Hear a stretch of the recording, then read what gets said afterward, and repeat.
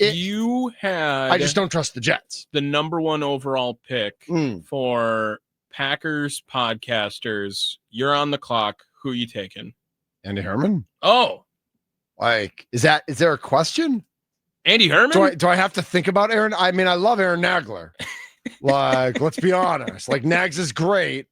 Bukowski's good dude. But I mean, they're all like, they're fighting for number 2 because number 1 is the man, the myth, the legend, the alpha, Andy Herman. Hi, Andy. Fellas, how you doing? Thank you for the intro. Appreciate you guys. Yeah. Well, when you're the alpha, and you just own it, and you just move on with the day. Hey, why didn't the Packers make any trades? Let's just get right into it. Yeah. Should we have expected trades, or should we have been like, yo, you guys got Micah Parsons at the beginning of the year? And should we just be fans of different teams now because we hate the Packers now? Yes. No. So I think there's been 2 trade deadline deals in the history of the franchise. Neither of them really amounted to anything. So no, probably shouldn't have expected anything. It's always fun to, think of who they could get and conjecture and discuss and water cooler it and figure out what trades would be fun and do fake trades and whatnot. But I think a couple things played into this. One is obviously going, kind of all in and getting Micah Parsons right before the season, limiting your sort of future draft capital. If you're looking for like a player for player, A, those things are really tough. B, some of the positions that maybe would be deemed strengths like wide receiver and defensive end are beat up at the moment. Jaden Reed is out, Dontavian Wicks is out, Christian Watson just got back. So and Matthew Golden just had the shoulder injury. Defensive end, Brenton Cox is on IR. Colin Oliver hasn't come back yet. And then, LVN is still coming back from injury as well. So some of those areas, you don't have anything to kind of trade away. I think the bigger thing is Goody's, as we've seen, not afraid of making a trade. Goody is very much not wanting to get involved in what is a seller's market and not a buyer's market when he's looking to be a buyer. If you look at the trades yesterday, I would argue maybe Rasheen Shaheed was one that was a pretty, solid deal, but Green Bay didn't need him, obviously. Other than that, everything was a pretty big seller's market where I thought everything was kind of an overpay for what the team gave up to get said player. So I don't think Goody was probably super interested. If there was going to be anything, it was probably going to be like a 5th round pick for like a tight end or a rotational corner or things like that. And we'll see what happens with this Asante Samuel stuff where he's going to come and visit. Green Bay has interest in him per numerous reports. So maybe that's going to kind of be their big swing at the fence at the quote unquote trade deadline. But I don't think we should be stunned why Green Bay didn't make a trade yesterday. I want to put the tight end conversation on the back burner. I definitely want to come back to it. But Asante Samuel, we got to go right there. Clear to a physical. I think it's exciting that the Packers are interested and might want to bring him in. But I'm guessing that there are 10 teams that if Asante Samuel is really healthy, there's 10 teams interested. What do the Packers need to do? Do they need Asante Samuel with the Hobbs injury situation? And how do they separate themselves, or how do they make sure that, like, when he comes to Green Bay, he doesn't leave Green Bay? Yeah, are they the sexiest option? They might very well be. Tommy, you're the sexiest option. Come on. Thank you. Number 1 pick as well. So a couple things. There's been 3 teams that he's going to work out for reportedly so far. Carolina is first, and then in some order, he's going to go see Green Bay and Minnesota. So there's been 3 reported teams that have significant interest, and he's going to go work out with. Why I think Green Bay is actually a very smart option for Asante Samuel and why this makes sense is, one, what he's mostly looking for is a team where he can go out, play a ton, play really well, and recoup his value because he's going to sign a 1 year remainder of the year deal, right? It's not going to be anything long term. So he wants to be able to go out and play well. So in free agency next year, he can get a big contract. So he's not looking to go to any team that's just going to have him in a rotational role or bench him or anything like that. He wants to play right away. Well, Green Bay has the ability right away to say, yep, you can come in and compete and probably play at outside corner. That's not a big deal. We're going to get you on the field. Yep. The second thing is that there is real familiarity here with Derek Ansley, who he worked with as his defensive backs coach as a member of the Chargers. And per reports, they are still close. And, nice. There's a possibility that could play a factor in this as well. And then I think the other thing, man, if you're going to sign for a team on a 1 year remainder of the season sort of contract, I mean, it probably doesn't hurt if you have the opportunity to win a Super Bowl and are at least a team that's competing as well, right? Like Carolina, I know just beat Green Bay, but I don't think anyone's got them on their Super Bowl bingo card. Same, Minnesota just upset Detroit, but I don't think anyone's got them on their Super Bowl bingo card. Green Bay is still very much in that conversation. You add another good corner to that list, and it makes some sense there as well.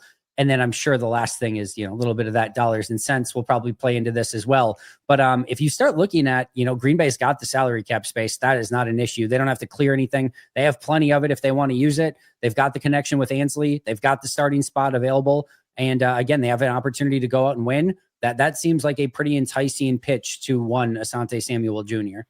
And you make it sound so easy. Is it that, regardless of Carolina and Minnesota, is it that easy in a Goody world? Also now under policy though, where maybe there's that desire more to make a move, especially after the Parsons move. Is it that simple that in a Goody world, if they like Samuel, if Samuel likes them, do they make it happen? Or is there still some of that Green Bay Packers stigma of like, we don't sign free agents, we don't go outside the organization, et cetera, et cetera? I don't think there's anything like that. I mean, they've signed a ton of free agents. They just traded for Micah Parsons. So I don't think there's anything like that. I think where this just could potentially get complicated is if everything's equal, but Minnesota's offering $1 million more, or Carolina's offering $1 million more, is Green Bay willing to match that? Green Bay has been pretty cautious with, I know people always say like, well, Green Bay signs people who've been injured all the time, but not like big time injuries, not like neck injuries, not things like that. They've kind of shied away from that. So when they bring him in, I'm sure they're going to run him through the gamut of all the physical and all that sort of stuff to make sure that he's 100% good to go. But if he passes the physical, he wants to be here. They want him and everything checks out. Ansley gives him a good report. I mean, I do think, again, that there is a logical conclusion to jump to that this does make sense for both sides. Andy Herman, Pack a Day Podcast, joining us here on the Mason Crosby Show. Andy, one more question about Asante Samuel. Is it going to take a multi-year deal to get this done wherever he goes? Does he want some security, it sounds like? Or is this something where it could be one and done if Green Bay makes maybe an enticing one-year offer and then they can evaluate at the end of the year? Yeah, if I'm him and his agent, I mean, if some team's willing to give him like a 4-year, $60 million deal or something, then yeah, of course, I'm going to take that a million times over $1 million. I don't think it makes sense for any franchise to do that based on the injury that just happened. And I think what makes sense for both sides, regardless of where he goes, is to sign a 1-year deal for the remainder of the season. For that team, they get the rental, they get somebody that can help them for the remainder of the year. They get to see if he can stay healthy and what kind of shape he's in, and if he can go out and play good defense without having to put any long-term money into it. And for Asante Samuel, again, he's looking to go out, play his best brand of football so that he can get back on the market in March as a unrestricted free agent and get the most amount of money possible when maybe there's more teams that are willing to bid for him at that point in time. Andy Herman joining us here on the Mason Crosby Show, presented by Verizon, the official 5G network of the Green Bay Packers, on the Gruber Law Guest Hotline. Let's look at tight end. And I don't know if you want to talk about, the effects of the injury of Tucker Kraft, what Luke Musgrave has to do now to step up, why the Packers wouldn't trade a 5th or a 6th rounder for tight end depth, and what the loss of Ben Sims means and affects this whole potpourri of tight end chaos as well. So you have the floor, tight ends. It's a lot of questions. Let's see if I can nail as many as possible. All right. So first of all, I mean, everyone knows I'm not breaking any news here. The Kraft injury is devastating on so many levels. All right. So first of all, just as a pure, we've seen all these teams play a lot of 2 high safeties against Green Bay. And one of the superpowers that Kraft has is his yards after the catch ability. I think he not only leads the team, I think he was like 4th in the league going into last week. And I think he had more than the rest of the Packers team combined. You lose one of your true superpowers on offense with his run after the catch ability, but it's so much more than that. He's been a red zone threat. He's been somebody that gets your offense going, has sort of been that catalyst for the offense. He's a captain. He's a team leader. He's the guy that brings the energy that again, is, like I said, the catalyst and gets everyone going on offense. He's able to lawn dart his way into random situations and get extra yardage when you don't think anything's there. But it's even beyond that. You have his ability as a blocker. it's not, we're not talking Mercedes Lewis or like even George Kittle-esque, but he's a good blocker at tight end. And your number one replacement with with Luke Musgrave is a very bad blocker. So on a run unit that's already struggling with their offensive line to run block, now you're downgrading the run blocking at the tight end position as well. So this is captain, this is intangibles, this is red zone, this is run after the catch. He's a better receiving tight end, and he's a better blocking tight end. You are losing in every stretch of the imagination by losing Tucker Kraft. Not great. The good news is that Luke Musgrave is still a good tight end, and I do think he's still we saw it in a very small sample size at the end of last game, 3 catches, and showed again what he's capable of. And in a weird way, he kind of fits as like a primary receiving tight end more than he fits in any other role. He's not a number 3 tight end because he can't play special teams and he can't block. He's not a great complementary tight end. He kind of needs to be the guy that you're targeting at tight end, or he kind of has no value. So now he actually is in a role where he has value again. And, it's only a couple of years ago where he was the number 1 tight end on this team on a very successful offense. So they're just going to have to reintegrate him and sort of utilize his strengths. What I'd like to see out of Musgrave is a little bit more of a red zone threat. He has not been a red zone threat at all in his career. And I'd like to see him get up the seam a little bit more and see if he can stretch the field with some of his speed. That's where I want to see that from him. And I still think there's ways to utilize him. Tommy just wants him to not fall down so much. He falls down literally every time he touches the ball. Again, that's where, again, you're going from Mr. Best yards after the catch tight end of the league to like negative yards after the catch, right? Yes. Yes.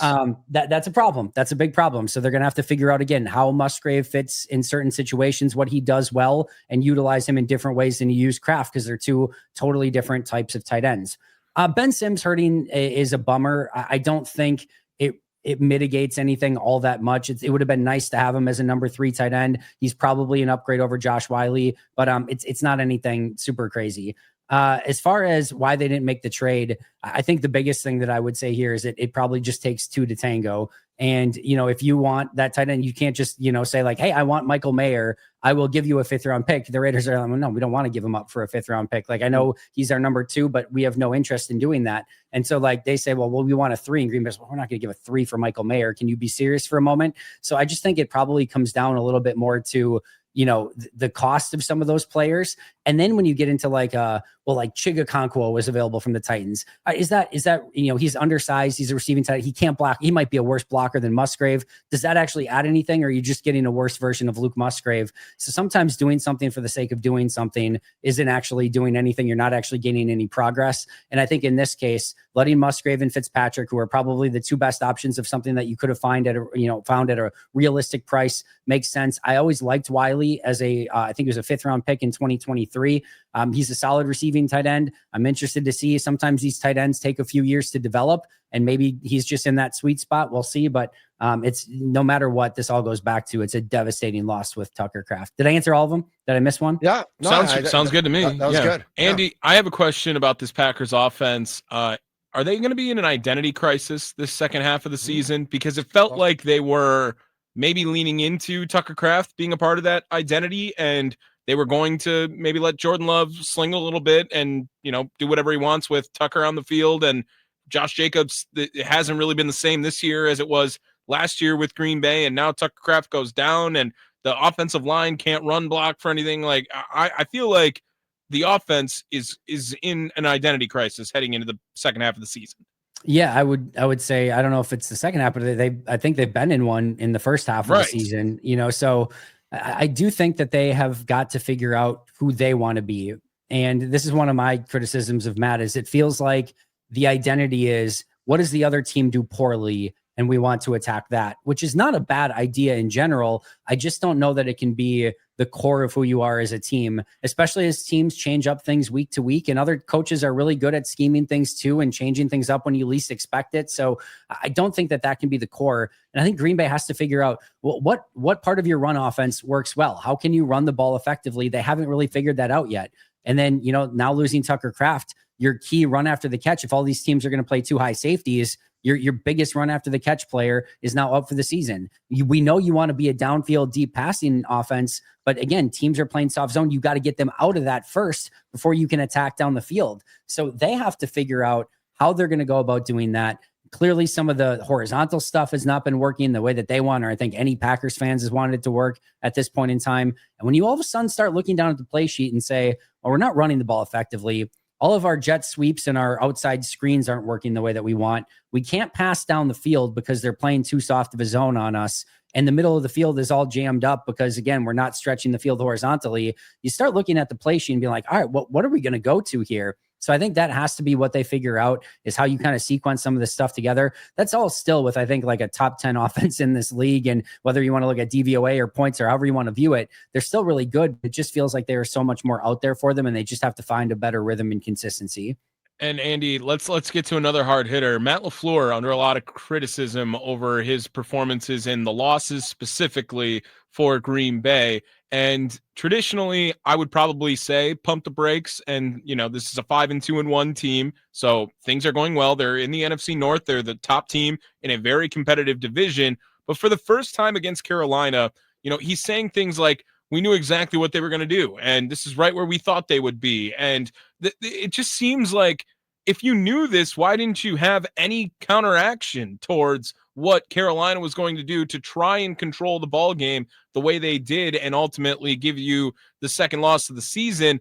Like Matt Lafleur right now, I'm not saying that his seat should be hot. Oh, you just fired Matt Lafleur, dude. But I'm saying that we need to remember these two losses and these two performances when that conversation ultimately might come up. And some already have wanted him fired, right? Some are already just calling for his job right now. Where are you right now on Matt Lafleur as the head coach of the Green Bay Packers?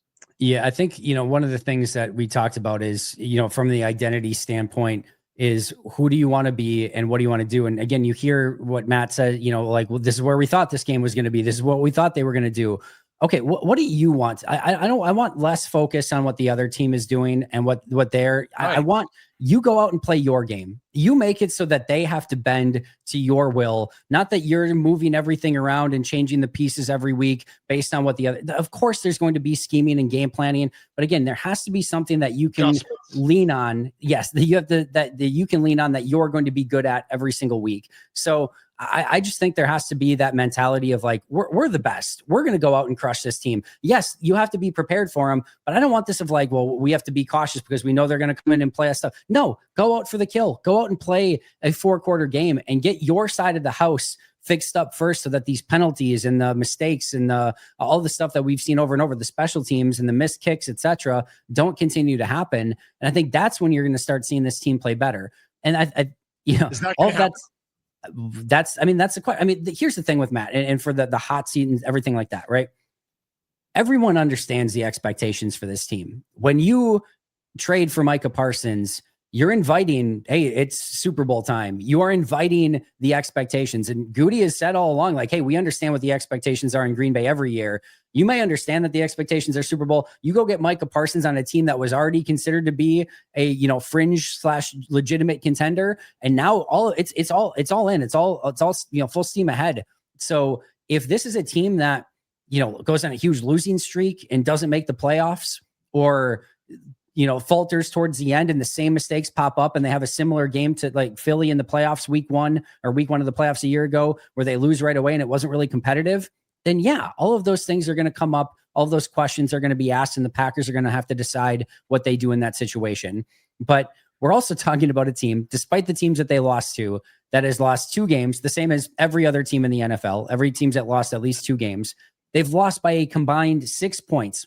They've been the better team on the field in all 8 games. That can be a credit or an indictment of Matt Lafleur. However you want to view it, you can make an argument either way. But they've been the better team in all 8 games. And again, they've lost by a total of 6 points. So I think that there is still a lot out there. And the biggest thing that I look at is you got to fix your side of the house. And the other thing is, I do think if and when this team starts to block a little bit better and actually get turnovers, which has been a huge issue for them, you're going to start seeing this team play a totally different style of football. Now, whether they can do that or not, that will be the ultimate sign of what this season's going to bring the rest of the way. All right, 2 more quick ones for you then, Andy. Taking all the questions today. Do you have one? What do you mean? Do you want to go with one? Go for it. No. I want to hear where you're going, Tom. Well, what is that point? Just don't ask about the kicker. What is that point for Matt Lafleur? If this team doesn't win a playoff game, like all of a sudden, like everyone's heads turn. If this team doesn't make it to the Super Bowl, like what is that point? Here's where I'm at with everything. A missed playoffs plus a lost locker room and I think he's gone, would be my guess. I think it has to be missing the playoffs and losing the locker room. If those things happen, I think there's a very strong chance there's a new coach in Green Bay next year. If it's a missed playoffs, but the locker room believes in him, they love him, they like him, etc. Everything seems they're still fighting for him. I think he probably is back next year on the remainder of his 1 year that's left in basically a it's now or never sort of season, all pressure on. If it's, again, one and done in the playoffs, lost the locker room, a lot of questions, potentially gone in that situation. One and done in the playoffs, locker room loves him, still everything is good, they're fighting for him, probably back on the 1 year sort of deal. Anything above and beyond that, winning a playoff game and then losing, or going to the championship game and losing, Super Bowl and losing, or Super Bowl obviously and winning, I think he's back, and I don't think there's much question about it. How he earns that extension, though, and makes it so that it's not a lame duck year and it's like a long-term lucrative extension, he's going to have to make noise in the playoffs. I think it's going to take at least an NFC championship game, and maybe even reaching the Super Bowl to get that anything other than maybe like a 1 year extension, which really doesn't mean much of anything. Are we just gonna have two kickers on the roster for the rest of the year? So is that a good football decision, Andy? It's the stupidest thing. All right, so thank you. This is the most Packers thing ever. Where I don't know if you saw the stat from our buddy Dare Krieger, who covers the team over at Packer Report. The Packers have less than 5 yards per punt return this season. The last team to do that was the 2020 Packers. Yep. And the last team to do it before that was the 2019 Packers. It's so stupid. And then you can't feel the returner. And it's so much to the point that when Romeo Doubs just catches the ball and gets 5 yards, it feels amazing. We're like, oh, hell yeah, they've got a returner. He can catch the ball and get 5 yards on a play. And that is like historically bad. That's like historically bad. All right, So that's number one. Number two, only Green Bay would have a whole nother position for a second kicker. And when the first one is struggling and not making kicks and still hurt per Matt Lafleur, the second kicker on the roster, they're still like, nah, we're not going to use that guy. We're not going to use him. And then even when they've decided we're going to go with McManus, we're still holding on to the second kicker. That makes no sense. Also, just to add on to this beautiful special teams, potpourri, swarm of love, we have an all-pro kick returner for 2 seasons that is not returning kicks in the season that more kicks are being returned than ever before. Nothing about Packer special teams ever makes a lick of sense. And no matter which way you look at it, it just remains the fact, no matter who's the special teams coach or anything else like that. I hate all of them. No comp pick for Ben Sims, by the way. What is the comp pick then? Aren't they lined up for a comp pick because of the signing? They should have comp picks coming next year when people are signed away. If like Romeo Doubs, Rasheed Walker, Sean Ryan, etc., sign elsewhere. But that's an in-season, or not an in-season. That's an off-season thing where if people leave in unrestricted free agency, that then there's a comp pick formula depending on how many players you sign against how many players they were signed away from you and things like that. And it gets very complicated very fast. But no, Ben Sims does not factor into the comp pick formula. Well, Wendell Fajeda, another one of our really good friends, they were not initially projected to comp pick in 2026, but now thanks to the Vikings, it sounds like they will because of this. And maybe it's Eric Wilson. Is that used as a comp pick for it in that way? That's interesting. I'll have to look at that a little bit because Sims should not affect that as far as I'm aware. But maybe Eric Wilson could, but did they release Eric Wilson? I'll have to according to it, former Packer linebacker Eric Wilson has become a defensive starter for the Vikings, and the number of snaps he plays is part of a comp pick for the formula. Gotcha. And because they lost, is it Cashman like for a little bit of time or whoever, maybe it's Van Ginkel and he's working his way in. According to Wendell Fajeda, it is salary and snaps. They're lined up for a chance to maybe get a comp pick out of it. If so, that's going to be like it might literally be Mr. Irrelevant. But maybe Green Bay gets Mr. Irrelevant, so that's not the worst thing in the world. Brock Purdy coming to the Green Bay Packers. And can Giannis get a foul call? No, can you make he that cannot. happen? It is really remarkable, some of the stuff that happens in that regard. I'll just I know last night was a back-to-back in Toronto. You could see that one coming a mile away, but I do really enjoy how this team is playing so far. I'm hoping that when Kevin Porter gets back, you get a little bit more depth there at the guard position as well. I think he'll add some juice. I do too. I think there's, you need one more piece, maybe, figure out something, but I enjoyed this team so far, and that's all I could have asked for going into the year. He's Andy Herman, Pack a Day Podcast at Andy Herman NFL. Find the Pack a Day Podcast everywhere where you listen to your podcast. Andy, thanks so much for jumping on. We'll listen to you throughout the week on all of our shows here on the Wisconsin Sports Radio Network, and you'll be right back here next Wednesday. So we won't have a chance to talk before Monday night's game, but I know you'll enjoy that. I don't know if I want to ask you for a prediction at this point, but would anything surprise you at this point? No, if it was Philly by 20, Packers by 20, or anything in between, I would be like, yep, that totally checks out. So all I say is I'm more afraid of the Giants game on the road than I am about Philly at home. That's just the way that this Packers team has played so far. Amen, brother. Andy, thanks so much for jumping on today.